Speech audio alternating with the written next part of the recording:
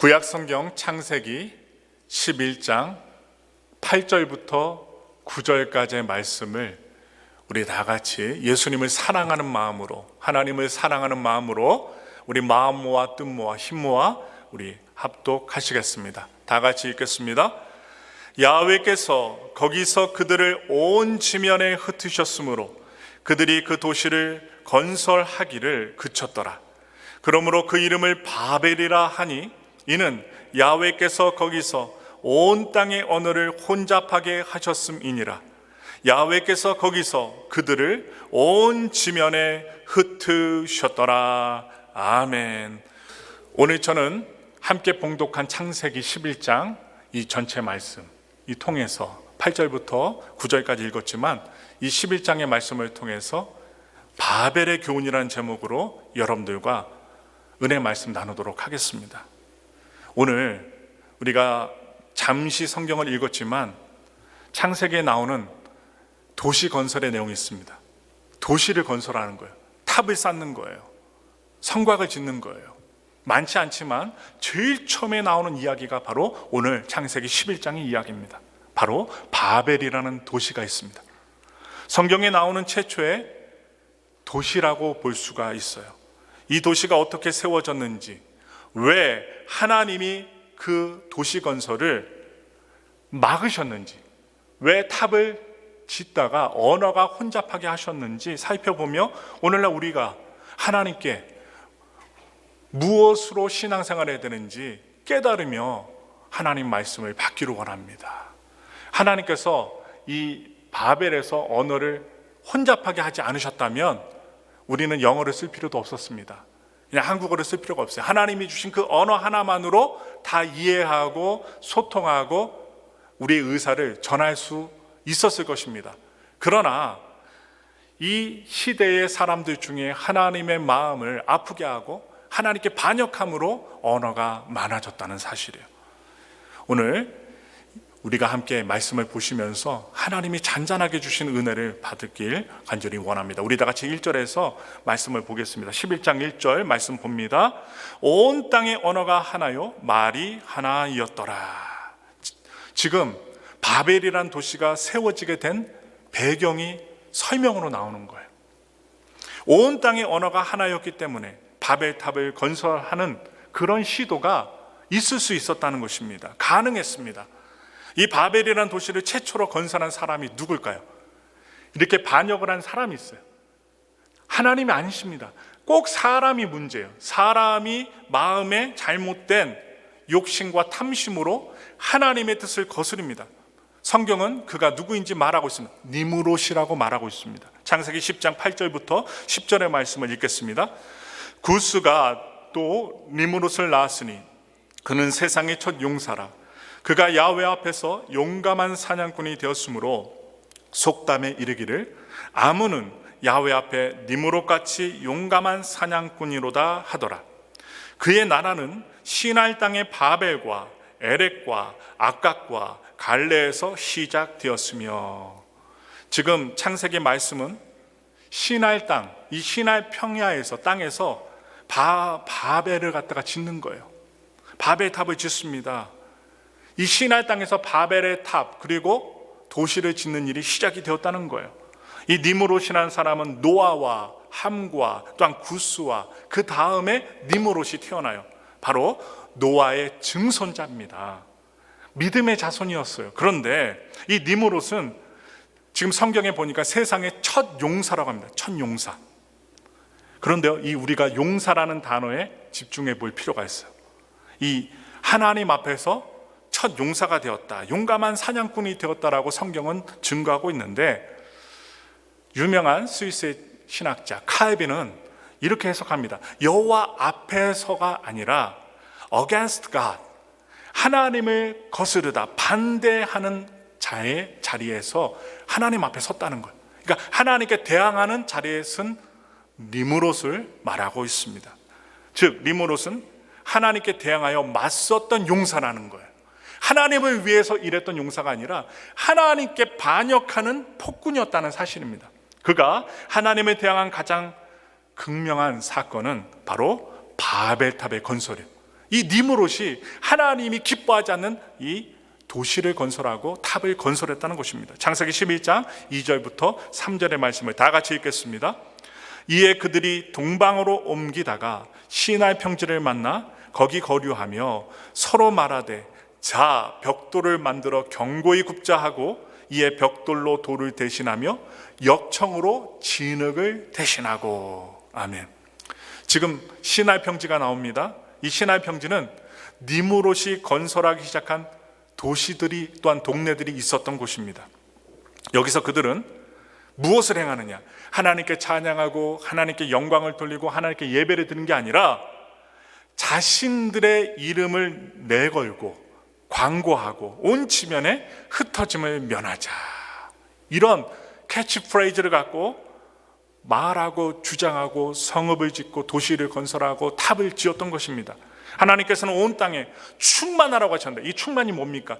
온 땅에 퍼져서 하나님의 복음을 전하고 그리스도인답게 하나님을 믿는 자들답게 살라는 거예요. 한 곳에만 모여서 사는 게 아니라 널리 퍼져서 하나님의 뜻을 이루라고 하셨습니다. 그랬는데 그들은 하나로 뭉쳐서 흩어짐을 면하자고 말한 것입니다. 이처럼 시나이 평지 바벨론이라는 이 반역의 지역에서 하나님의 문화 명령을 거부하고 하나님을 대적한 힘의 규합이 일어나고 만 것입니다. 이 일의 중심에 누가 있었어요? 니므롯이라는 사람, 니므롯이 있었습니다.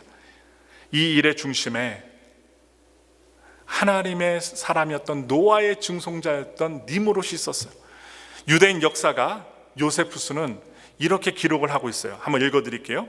니므롯은 하나님께서 다시 땅을 홍수에 잠기게 하려 하실 경우 복수를 하겠다고 위협하였다. 그는 물이 미칠 수 없을 정도로 높이 탑을 쌓아서 조상들의 멸망에 대해 복수하려고 하였다. 사람은 하나님께 순종하는 것은 노예살이나 마찬가지라고 생각을 하였고 이 니므롯의 이 충고에 열심히 따랐으며 그래서 그들은 탑 건축에 착수했고 그 탑은 누구의 예상도 뛰어넘는 빠른 속도로 건축되어 갔다. 유대 고대사에 나오는 내용이에요. 이 내용을 제가 읽어드리니까 이해가 되시죠? 하나님을 따르고 섬긴 게 아니에요. 하나님께 대항한 거예요. 왜 하나님 홍수 심판을 베푸셔서 홍수 심판을 내리셔서 다 흩어져서 죽게 만듭니까? 호흡이 있는 사람들이 다 물에 잠겨 죽게 만듭니까? 우리는 죽지 않을 것입니다. 멸망당하지 않을 것입니다. 아무리 큰 홍수가 나도 우리는 탑을 높이 쌓아서 살고야 말 것입니다. 이렇게 대항한 것입니다. 또한 유대인들이 즐겨 읽는 책이 있어요. 미드라시와 탈무드입니다. 이스라엘에 가면 있습니다. 이 미드라시와 탈무드라는 책에도 이 바벨탑을 건축한 사람이 바로 니므롯이라고 말하고 있어요. 그는 바벨탑을 건축하게 되면서 하나님은 하늘과 땅을 구분할 권리가 없다. 와, 간이 배 밖으로 나왔어요. 그래서 우리가 하늘로 가자. 하나님은 우리를 하늘과 구분할 권리가 없다. 하늘로 올라가자. 아주 엄청난 구호를 외쳤다고 합니다. 하나님 기뻐하셨을까요? 하나님 심판의 칼날을 갈고 계셨겠죠. 그들은 이 시나이 평지 거기에 거류하면서 그들의 이름을 내기 위해서, 하나님의 이름이 아닙니다, 그 자신의 이름을 내기 위해서 탑을 하늘에 닿게 하고자 하였습니다. 여러분, 아무리 건축 기술이 좋아도 발전해도 하늘 높이 쌓을 수 없어요. 지금 여러분들 가운데 두바이에 다녀오신 분들 계실 줄도 믿습니다. 두바이에도 엄청난 높이의 빌딩이 세워졌지만 하늘에 안 닿아요. 닿을 수가 없어요. 미련한 짓입니다. 하나님께 대한 반역의 행동입니다. 그러한 행동을 언제부터 했는가? 이 니므롯 시대부터 했던 것입니다. 니므롯은 땅의 권력만이 아니라 하늘의 권력까지 소망했어요. 탐심을 가졌어요. 하나님의 권세를 가지고자 욕심을 내었던 것입니다. 여러분, 욕심이 있으면 어떻게 해요? 사망에 이른다고요. 사망. 하나님의 창조에 있어서 가장 핵심 단어가 무엇인지 아세요? 성경을 보시면 나와요. 하나님이 창조에 있어서 가장 핵심적으로 하셨던 게 뭐냐? 나누다야. 나누었다. 여러분, 창세기 1장에만 이 나누다라는 단어가 5번이나 나와요. 나누다. 하나님은 빛과 어둠을 나누셨습니다. 또한 하늘과 땅을 나누셨어요. 그리고 사람도 만드셨는데 남자와 여자로 나누셨어요. 그냥 남자로만, 한 성으로만 만드신 게 아니라 여자와 남자로 나누셨다는 거예요. 왜 그러셨을까요? 하나님은 질서의 하나님이시기 때문입니다. 바로 질서로 하나님은 이 세상을 창조하셨어요. 그래서 시편 기자는 말합니다. 시편 115편 16절의 말씀을 우리 다 같이 읽겠습니다. 하늘은 야훼의 하늘이라도 땅은 사람에게 주셨도다. 지금 하나님께서 분명하게 우리에게 말씀하시죠. 하늘은 야훼의 하늘이라. 이 하늘은 하나님의 것이에요. 하나님의 영역이라는 거예요. 땅은 사람에게 주셨다는 거예요. 이 말씀을 통해 우리는 하늘의 영역과 땅의 영역을 구분할 수 있습니다. 바로 하늘의 영역은 하나님의 영역이요, 땅은 사람에게 주신 영역이라는 것입니다. 그런데 오늘 시나이 평지 바벨에서 그 경계를 허무는 일이 발생한 것입니다.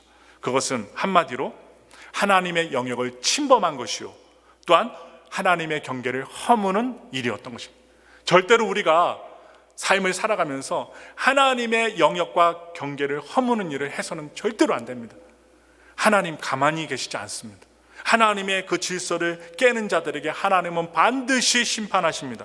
하나님은 질서를 창조했지만 인간은 폭력과 혼돈을 만들어냈습니다. 이것이 문제요, 또한 인간이 문제였던 것입니다. 참 저는 생각을 해보아요. 그랜드 캐년을 가보아도, 아니면 설악산을 가보아도 문제가 어디서부터 출발해요? 자연에서 문제가 일어나잖아요. 하나님이 만드신 자연은 완벽해요. 하나님이 만드신 자연을 파괴하고 리모델링하는 인간 때문에 요즘에 홍수가 나면 집들이 떠내려가고, 홍수가 나지 말아야 될 도시인데, 지역인데 물이 넘쳐나요. 왜 그럴까요? 인간이 개발했기 때문이에요. 인간의 손이 닿았기 때문이에요. 하나님의 뜻에 맞추어서 잘 만들고 이렇게 자연 친화적으로 만들었으면 문제가 일어나지 않습니다. 그런데 꼭 하나님의 일에 반역하는 일들로 인해서 세상이 신음하고 아파한다는 사실이에요. 우리들의 삶 속에서도 한번 생각해 보세요.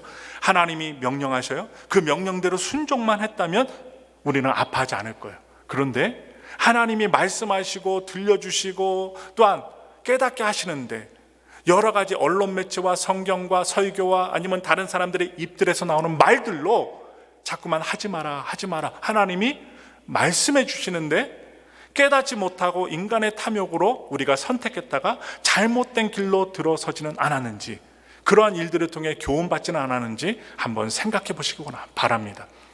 하나님께 대적하여 벌어지는 인류의 반역에 대해 하나님께서 가만히 있지 않으셨습니다. 하나님은 질서가 깨지면 질서를 잡는 분이세요. 창세기 12장 6절부터 7절의 말씀을 우리 다 같이 읽겠습니다. 야훼께서 이르시되 이 무리가 한 족속이요 언어도 하나이므로 이같이 시작하였으니 이후로는 그 하고자 하는 일을 막을 수 없으리로다. 자, 우리가 내려가서 거기서 그들의 언어를 혼잡하게 하여 그들이 서로 알아듣지 못하게 하자 하시고. 아멘. 하늘에 계시는 삼위일체 하나님께서 회의를 하시는 거예요. 더 이상 놔두었다가는 이들의 잘못된 하나님의 질서를 파괴하는 일을 막을 수가 없다는 거예요. 막을 수가 없기 때문에 이 삼위일체 하나님이 어떻게 하십니까? 회의를 하시고 내려가서 하나인 언어를 혼잡하게 하자. 커뮤니케이션, 의사소통이 안 되게 만들겠다는 것입니다. 인간은 벽돌을 쌓으며 그들 스스로 하나님이 되려 했습니다. 하나님의 영역에 침범하고자 했어요. 이에 하나님은 그들의 언어를 혼잡하게 하여 그들의 시도를 꺾으셨습니다.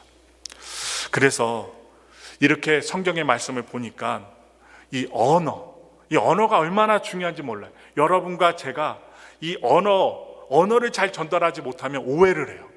오해를 해서 서로 싸우게 되고 화가 나고 마음에 숨겨졌던 분노가 일어나게 돼요. 오해를 하게 되면 분노가 일어나면 언어가 그만큼 중요하다는 거예요. 특별히 외국 분들과 결혼하신 분들은 그걸 이해하실 거예요.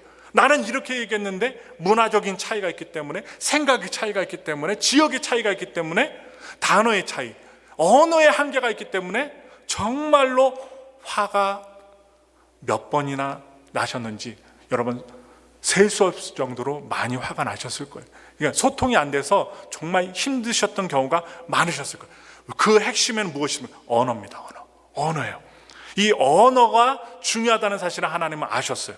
그래서 벽돌을 쌓아 하늘에 닿고자 했던 그들의 반역을 하나님은 막으셨는데 언어를 통해서 막으셨습니다. 이것은 리므롯의 힘의 지배로 신음했던 그 주변의 사람들에게는 자유와 해방을 의미하는 것입니다. 이 니므롯이라는 용사가 힘을 갖다가 귀 앞에서 합쳐서 사람들에게 협박을 안 했을까요? 자, 탑을 짓기 위해서 빨리 나오라. 이른 아침부터 저녁 늦게까지 일을 해야 되지 않겠느냐. 조금만이라도 게으름을 부리는 사람들에게는 채찍을 가하고 칼을 들이밀어서 죽이고자 위협을 했을 것입니다. 그러니 빠른 시일 내에 탑이 쌓아져 올라갈 수 있었던 것이라고 저는 생각해요.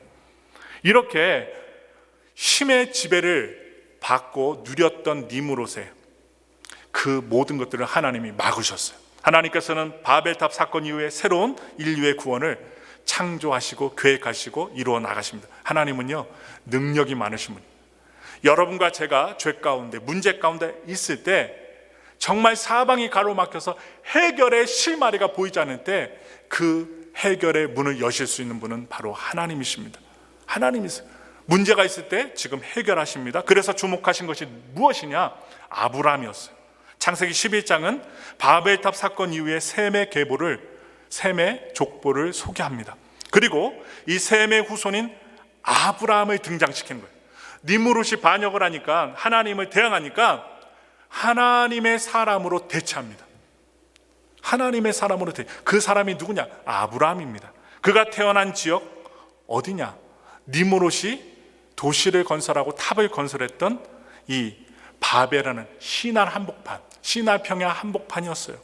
바로 바벨론의 여러분 한복판에서 하나님께서는 이 아브라함에게 다가가시고 소명을 주시고 명령하시고 꿈을 주시고 약속하시고 아브라함을 불러내신 것입니다. 이 바벨론을 등지고 전혀 형제들이 살지도 않고 알지도 못하는 가나안 땅을 향해 떠났던 아브라함을 통해서 하나님께서는 새로운 구원의 역사, 새로운 새 창조의 역사를 이루어 가십니다. 바로 하나님은요, 순종하는 한 사람을 통해 바벨의 반역을 막으시고 또한 하나님의 나라를 이 땅에 세워가기를 원하셨던 것입니다. 여기에서 우리가 은혜 받을 수 있는 힌트가 있어요. 무엇이냐? 우리가 지금 살펴본 것처럼 이 홍수 심판이 있고 4대 만에 바벨의 반역이 있었잖아요. 그런데 인류의 역사를 보면 죄로 인해 타락한 인간은 하나님이 구분하신 신의 영역을 깨고 스스로 신이 되려는 시도를 한 번만 한 것이 아니라는 거예요.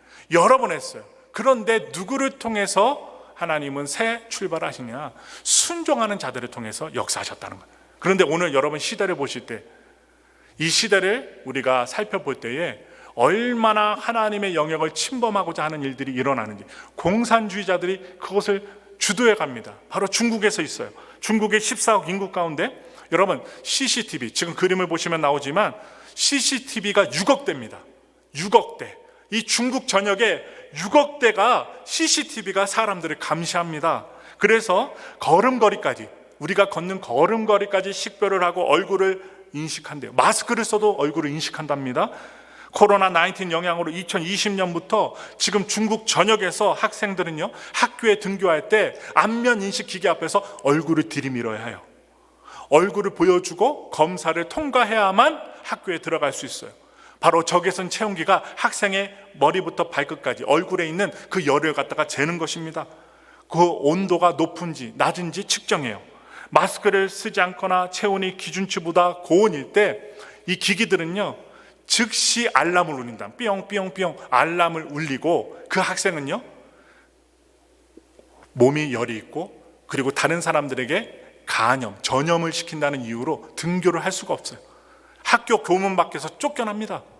여러분, 중국에서는 이 안면 인식 확고한 트렌드로 자리 잡고 있다고 해요. 그래서 학교를 비롯해 음식점, 마트, 그리고 주유소, 지하철, 호텔, 여관, 공중 화장실에 이르기까지, 또한 우리가 돈이 필요하면 카드를 쓰지만 현찰이 필요하면 은행 가서 ATM으로 뽑아야 되는데 은행과 관공서에 이르기까지, 정부 기관에 이르기까지 신원 확인이 광범위하게 펼쳐져 있다는 거예요. 얼마나 무섭습니까?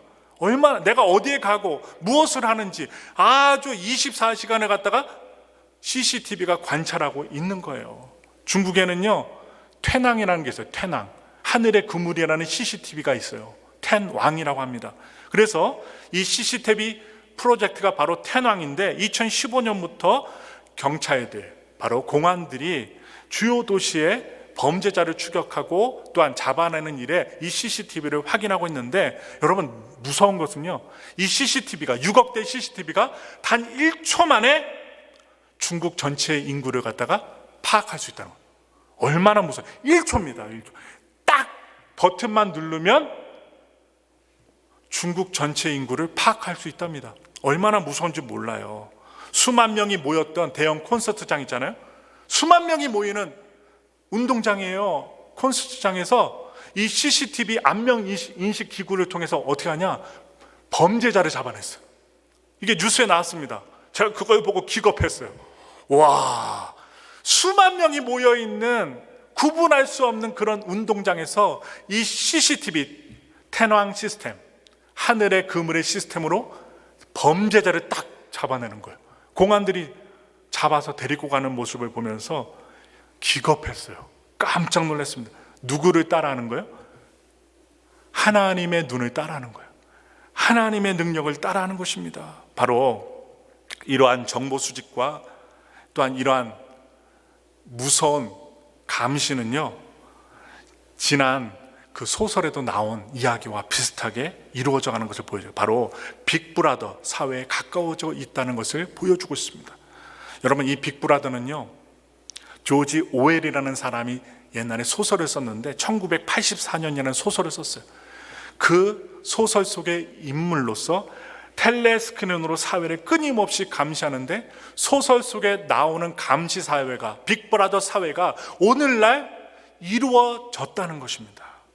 여러분, 한 학자를 소개할게요. 프랑스의 법학자, 사회학자, 철학자, 또한 신학자인 자크 엘 리르라는 사람이 있어요. 자크 엘 리르. 이 사람이 책을 썼는데 그의 머리 둘 곳 없던 예수라는 책에서 이렇게 이야기를 하고 있습니다. 도시는 그저 인간이 살아가는 환경일 뿐만 아니라 하나님에 대한 반역의 중심이며 끊임없이 확장되는 국가 권력의 핵심이기도 하다.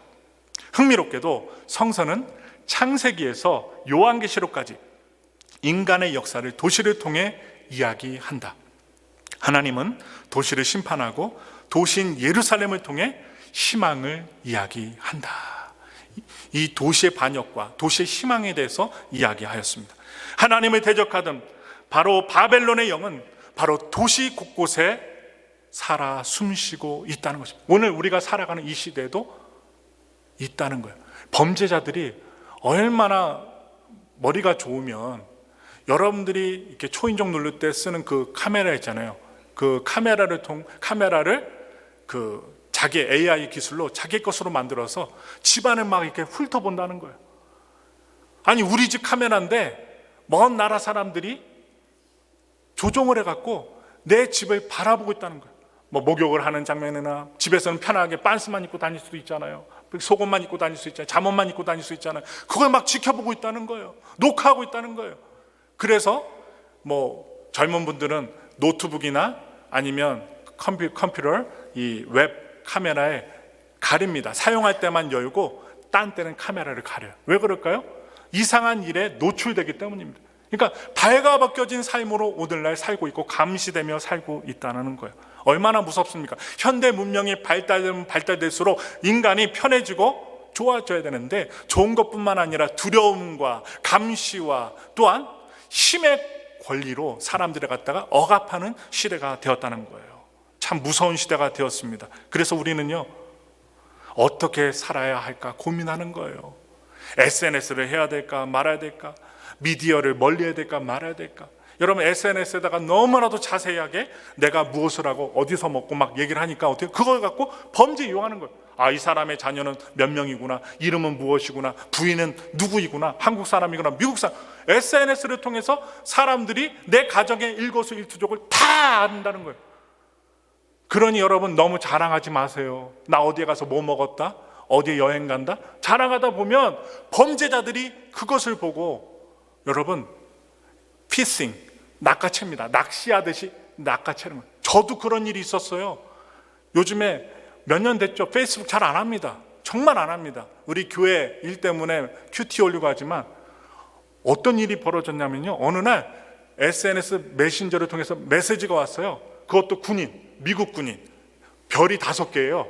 그것도 머리가 희끗희끗한 무슨 도널드 장군이래요. 트럼프가 아니라 도널드 장군이래요. 그러면서 저한테 내가 지금 돈이 몇백만 불 있는데 당신 나 좀 도와주시오. 무슨 막 저한테 메시지가 오는 거예요. 그래서 나는 목사다. 난 그런 돈을 가지고 당신 이게 도와줄 수 없다 하니까 주저리 영어로 계속 얘기를 하더라고요. 또 안 되는 영어로 대답을 하면서 당신 누구냐 했더니 자기는 어디에서 이라크에서 쿠웨이트에서 전장을 치렀던 장군이고 몇만 명의 군사를 이끈 그런 사람이 나를 어떻게 알고 SNS를 보내서 그 돈 가운데 일부러 갖다 도와달라고 합니까? 그래서 당신 거짓말쟁이지 딱 부탁했더니 딱 사라지더라고요.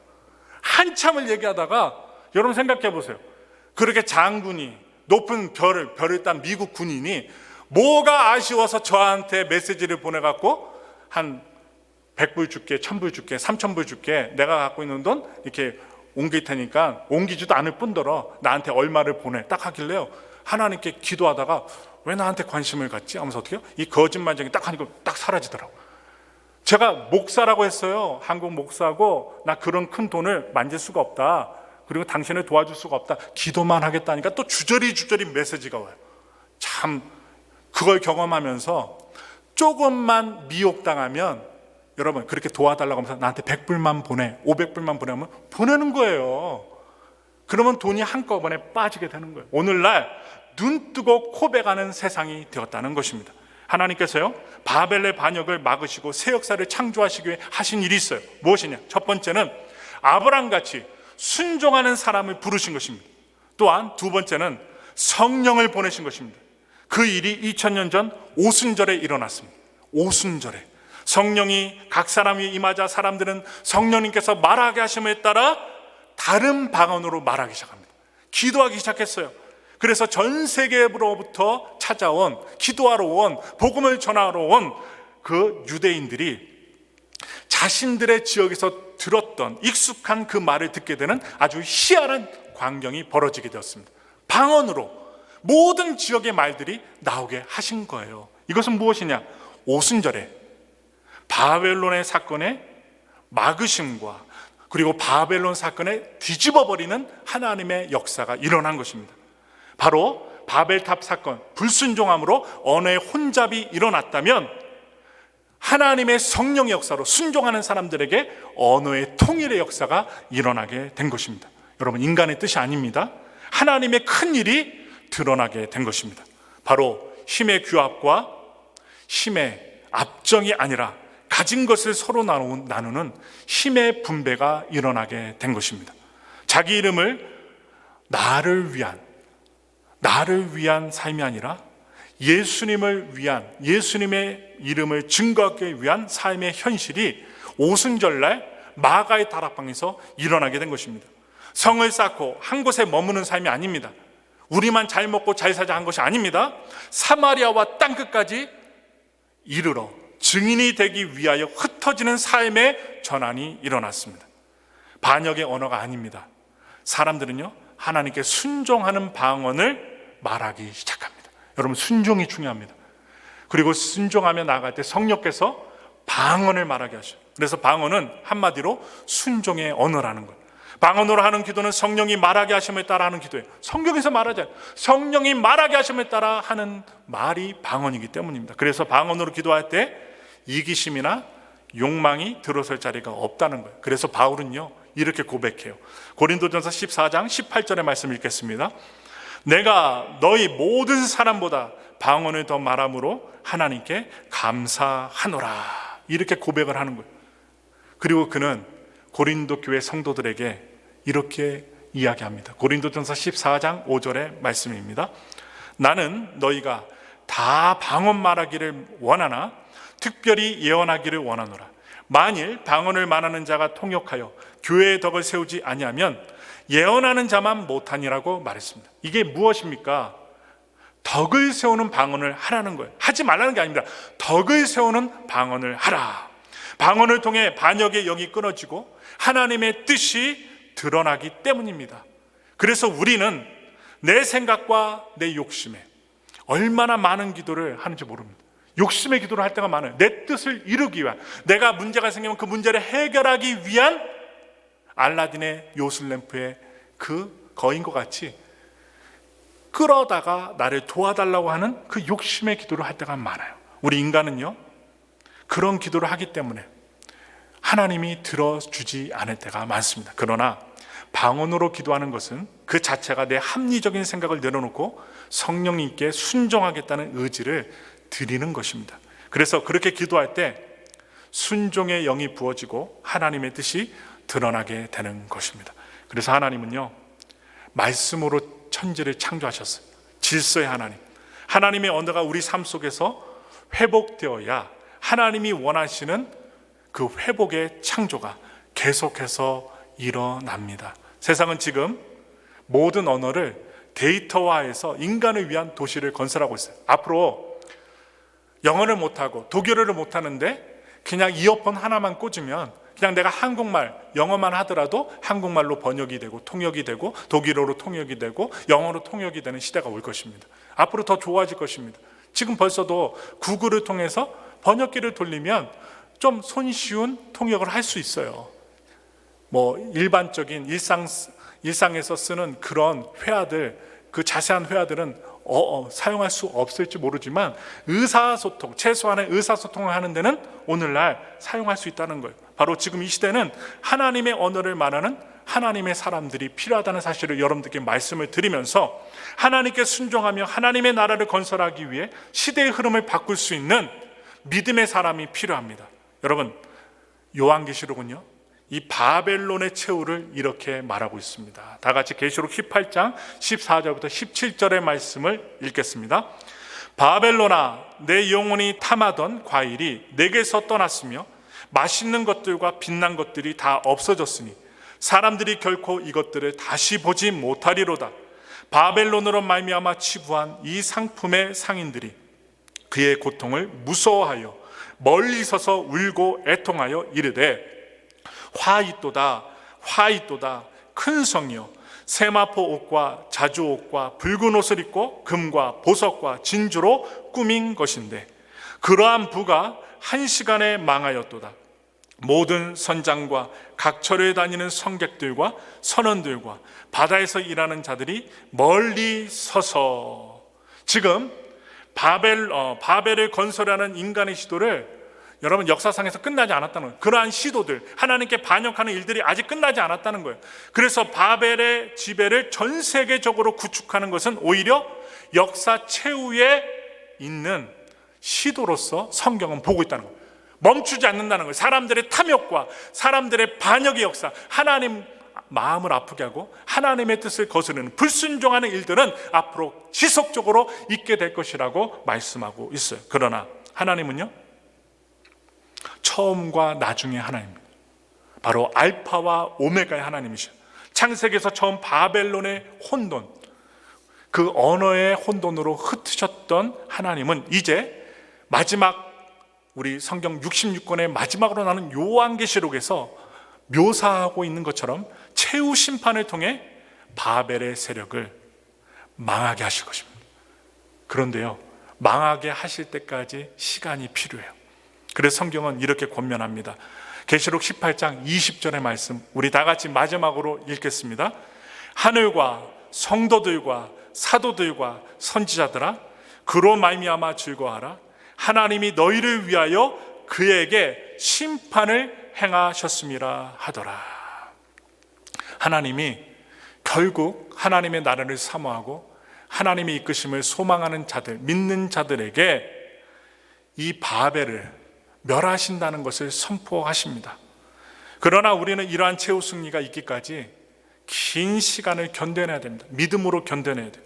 그들의 도모에서 빠져나와 그들의 죄에 참여하지 않는 선택의 삶을 결단해야만 합니다. 또한 결정을 해야 돼요. 그럴 수 있기 위하여 우리에게 하나님의 창조의 언어가 필요하고 하나님의 말씀에 순종하는 신앙이 필요합니다. 순종하는 신앙. 두렵고 떨립니다. 여러 가지 AI 기술과 현대 문명의 기술을 통하여 사람들을 현혹시킵니다. 내가 만일에 따라가지 않으면 마치 도태되고 죽을 것만 같은 상황을 마귀는 바벨의 역사로 만든다는 거예요. 그럴 때 하나님께서 무엇을 요구하셔요? 하나님께 순종하는 삶을 원하시고 또한 하나님의 순종하는 기도, 방언의 기도를 원하십니다. 바라기는 성령이 말하게 하심을 따라 기도하며 순종의 삶을 어떠한 환경 속에서도 선택하고 살아가는 우리 모두가 되기를 예수님의 이름으로 축원합니다. 우리 다 같이 기도하겠습니다.